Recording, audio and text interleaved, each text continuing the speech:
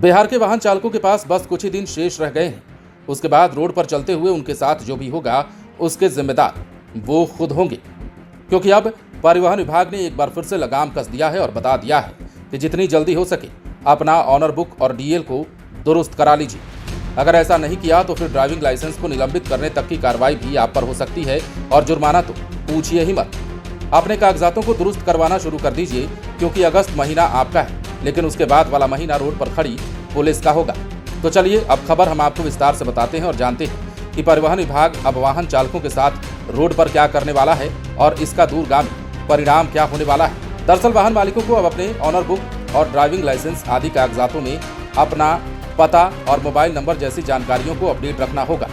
दरअसल परिवहन विभाग के नए नियम के तहत ड्राइविंग लाइसेंस और ऑनर बुक को अपडेट न रखने वाले वाहन मालिकों पर मोटर वाहन अधिनियम की विभिन्न धाराओं के तहत कार्रवाई की जाएगी, जुर्माना वसूला जाएगा और संबंधित वाहन का रजिस्ट्रेशन और चालक का ड्राइविंग लाइसेंस निलंबित किए जाने की भी कार्रवाई की जा सकती है, जैसा कि हमने आपको वीडियो के शुरुआत में ही बता दिया था। हालांकि अपडेट करने के लिए राहत की बात यह है कि परिवहन विभाग की ओर से वाहन मालिकों को अगस्त महीने तक का समय दिया गया है।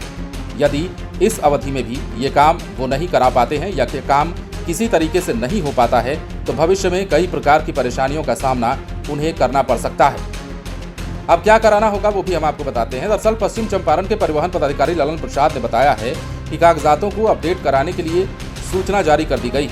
मोटर वाहन अधिनियम की धारा 49 में निहित प्राविधान के अनुसार वाहन मालिक द्वारा यदि रजिस्ट्रेशन प्रमाण पत्र में दर्ज निवास स्थान बदल जाता है तो अपने नए पते की सूचना 30 दिनों के अंदर सक्षम प्राधिकार को उपलब्ध कराना बहुत ही जरूरी है। इतना ही नहीं, ये भी चेतावनी दी गई है कि इसके उल्लंघन पर नियम के अनुसार कार्रवाई का प्रावधान है। बकौल अधिकारी मोबाइल नंबर अपडेट कराने के लिए आधार से लिंक मोबाइल नंबर देना होगा। गौर करने वाली बात इसमें यह भी है कि अपडेट कराने की सुविधा परिवहन सेवा पोर्टल पर उपलब्ध है। यह भी जान लीजिए कि नंबर अपडेट नहीं होने की सूरत में संबंधित वाहन का पोल्यूशन सर्टिफिकेट भी नहीं बन पाएगा। ऐसे में अपडेट की प्रक्रिया बेहद अनिवार्य हो जाती है।